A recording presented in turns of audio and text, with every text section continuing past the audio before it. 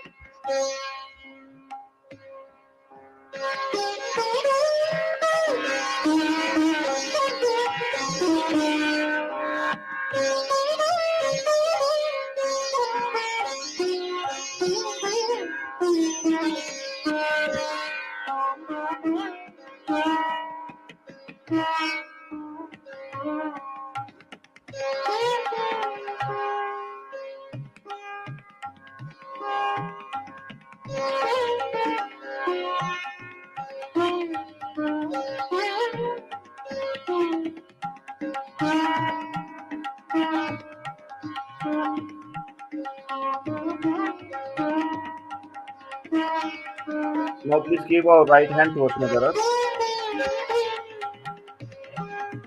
Shri Mahakali Sakshat. Om Tameva Sakshat Shri Mahakali Sakshat Shri Adi Shakti Mataji Shri Nirmala Deve Namo Namaha. Now please keep our right hand on our lap and left hand towards the sky.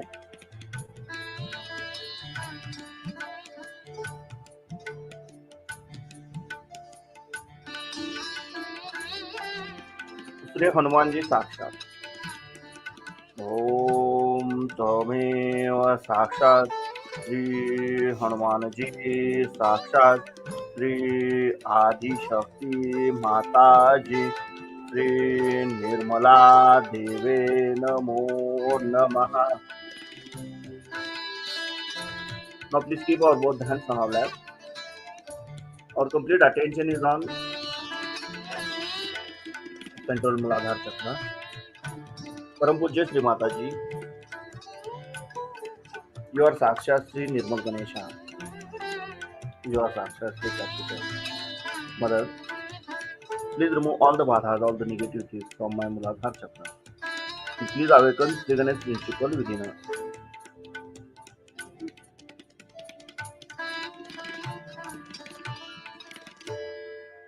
Now please keep our right hand on left side upper stomach below the abdomen. Param Pujya Shri Mataji, please give me pure knowledge about myself. Mother, please give me pure knowledge about myself. Now please keep our right hand on left side of our heart. Param Pujya Shri Mataji, I am only pure spirit. Mother, I am not this body. I am only pure spirit. Mother, please come into my heart.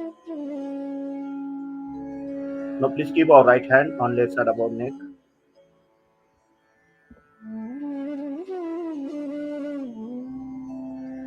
Param Pujya Shri Mataji, I am not guilty. Mother, I am not guilty. I am not guilty. Now please keep our right hand on our forehead. Param Pujya Shri Mataji, I have forgiven everyone, including myself. I have forgiven everyone.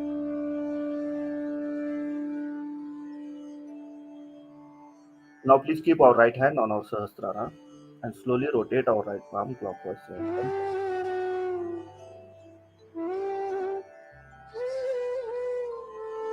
Param Pujya Shri Mataji, you are Sakshat Sri Sahasrar Swamini. You are Sakshat. You are the Sakshat. Mother, please awaken my kundalini. Mother, please bless us properly. Now please keep our both the hands on our lap. Our complete attention is on center of the palms.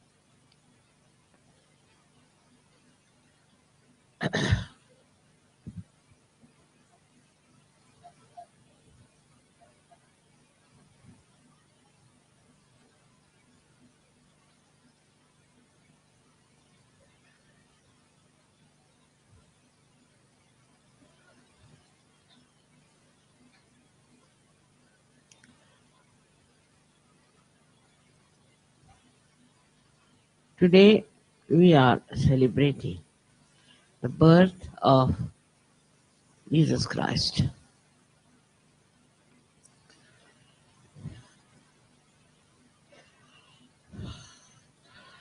The birth of Jesus Christ is very symbolic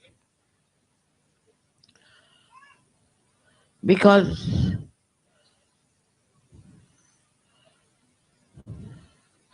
he was born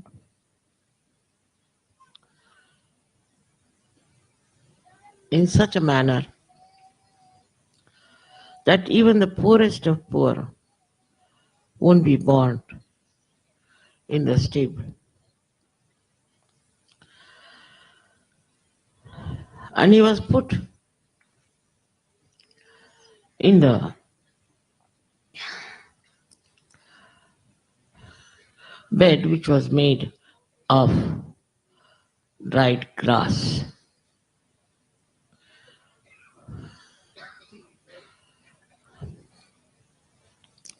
He came on this earth to show people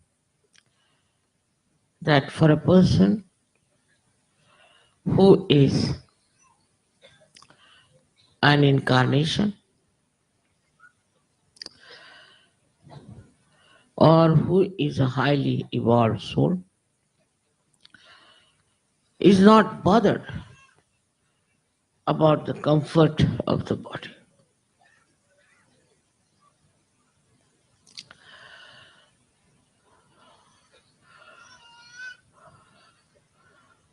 His message was so great and so deep. But he had disciples who were not prepared for the battle they had to fight. It's the same thing that sometimes happens with Sahajayoga. He had only 12 disciples. We too have 12 types of Sahajayogas.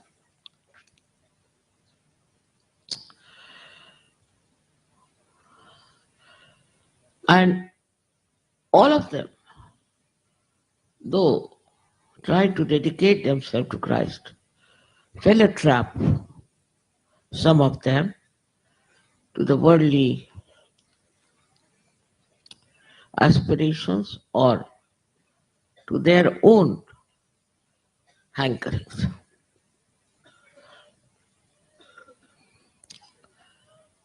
His message of love and forgiveness is the same even today. Preached by all the saints, all the incarnations, all the prophets. They all have said about love and forgiveness.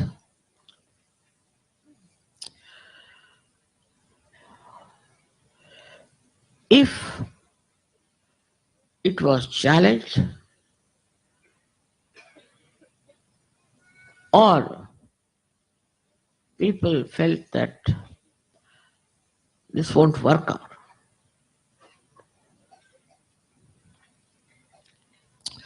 they were asked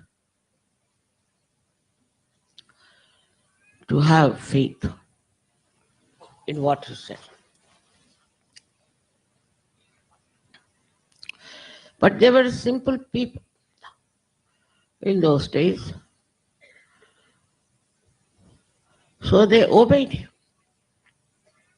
Some of them definitely were very good.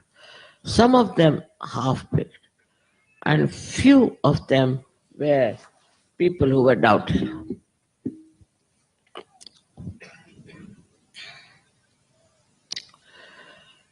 He came on this earth to prepare for us our Agya Chakra.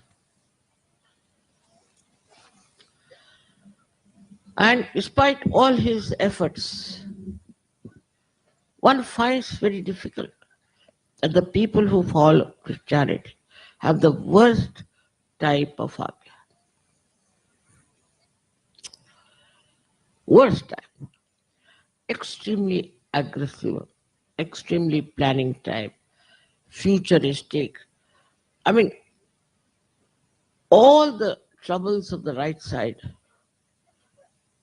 are found in those countries who claim to be Christians.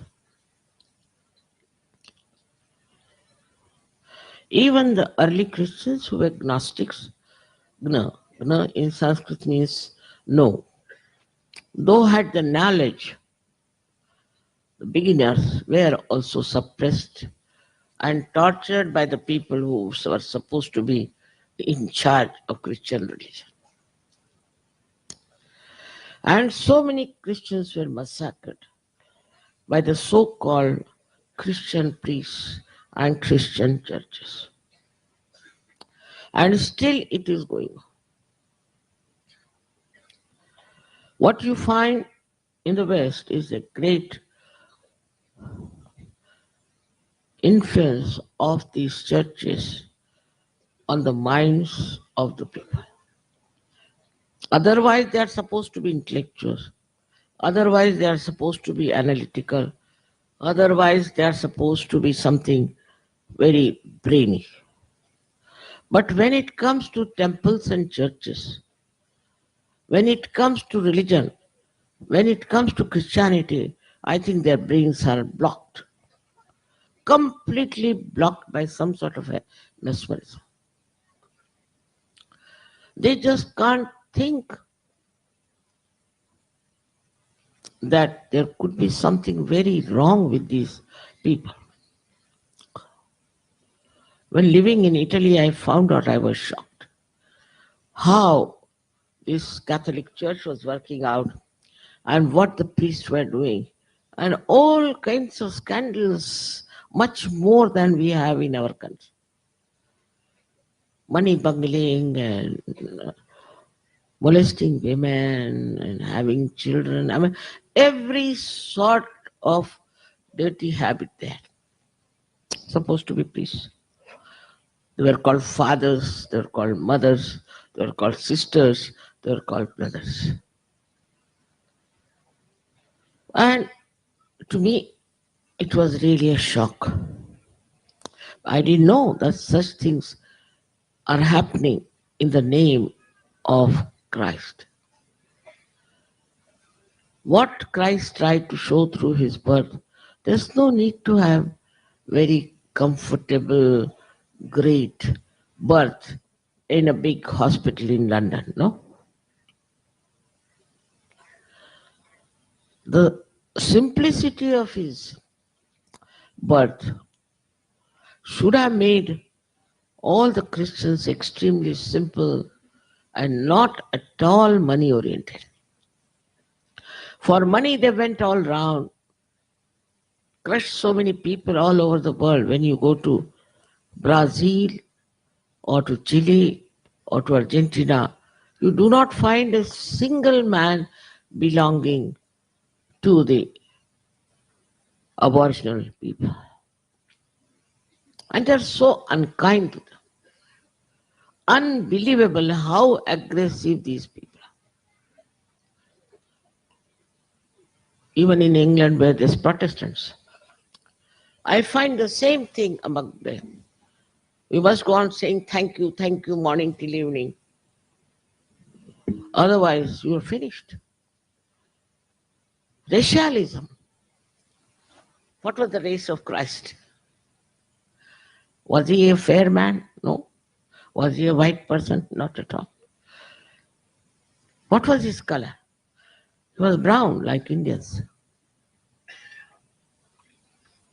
From where does this racialism come? To these Westerners, I just don't understand. It has nothing to do with Christ or if it is real Christianity.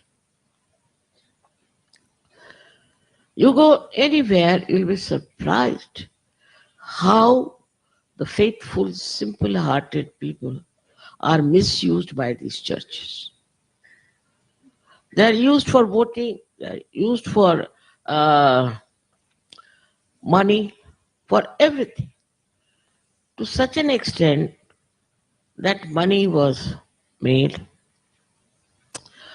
artificially counterfeited in billions by the church itself.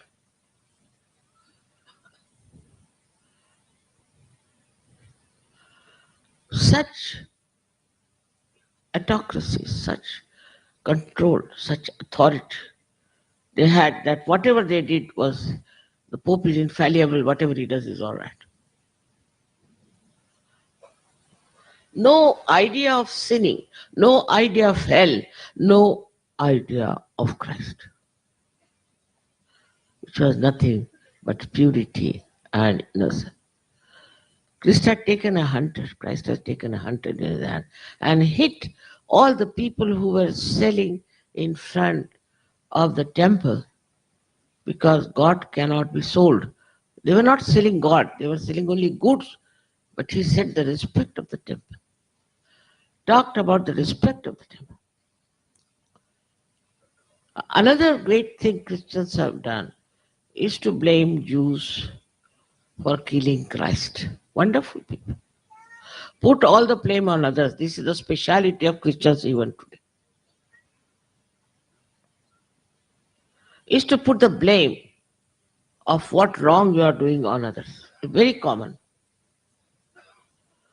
And this is what you see very clearly in those countries who call themselves Christians. They blamed Jews. First of all, those who were Jews that time might have been Indians later on. All right. So they don't believe reincarnation. Do you mean to say the same Jews who were there are born again? Thirdly, that the Jews never killed Christ, never, because in the multitude. How can you decide? It's the judge who decided and ordered. He was a Roman. So the Roman Empire didn't want to take the responsibility of his death, so they said Jews have killed. So Mr. Hitler got out and he really tortured them. Really, it's too much. One can't even understand. How can he believed in Catholic religion? How could he kill small little children in the gas chamber? But now the same people who were tortured are also becoming very aggressive. And now they are against the Palestinians. And the Palestinians on their own are Muslims. And the Muslims are playing a havoc all over. So when you go through the history and see life of Christ, what you find is aggressiveness. From one to another, from that to another, passing from one to another. If somebody slaps somebody, the another person will try to kill that person. So this religion has created this divisiveness. People are just killing each other in the name of God, in the name of religion. Even in Sahajayoga, you will be surprised. I've seen people taking advantage of my name or trying to get into some mesmeric groups. I can't understand. Using my name, using my photograph. So beware. This should not happen to you people. using the name of Christ, the incarnation as divine love. They are doing all these works of violence, hatred, of cheating. I mean, very debased. And from one to another it passes, to the another it passes. Same thing happens in Sahajayoga. If I told somebody that you are no more a leader, somebody else is the leader, immediately that person gets angry. He forgets what good Saj has done to him. He just forgets. If I tell him the leadership pass should pass to somebody else, finished. Then he forgets that whatever good is done to him, whatever Saj Yoga has done for him, he is living only because Saj has helped him. So this leadership goes into the heads of people. Saj Yoga is not here to make leaders out of you. No, never. It is just for convenience we have leaders. And if they become inconvenient, we have to change it. That's all. As simple as that. But still, I find this idea of authority is something very great. And they start using it left and right everywhere. It is happening practically in every country, has happened and still happening.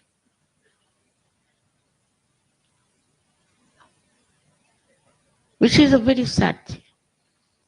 This will never bring forth my efforts. My effort is to synthesize the whole, not to divide. By no chance to divide.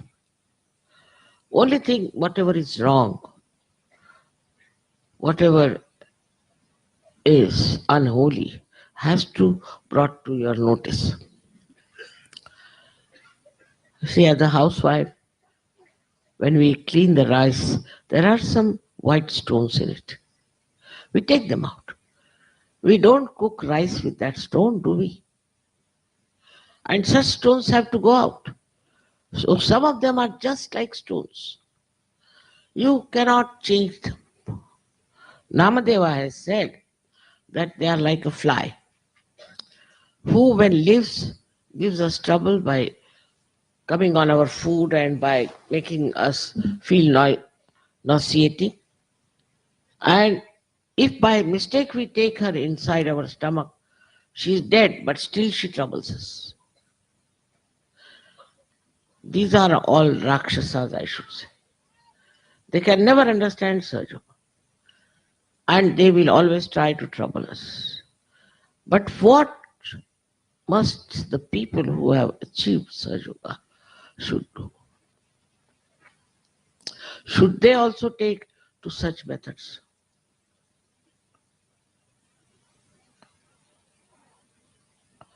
I have never blamed anyone for anything.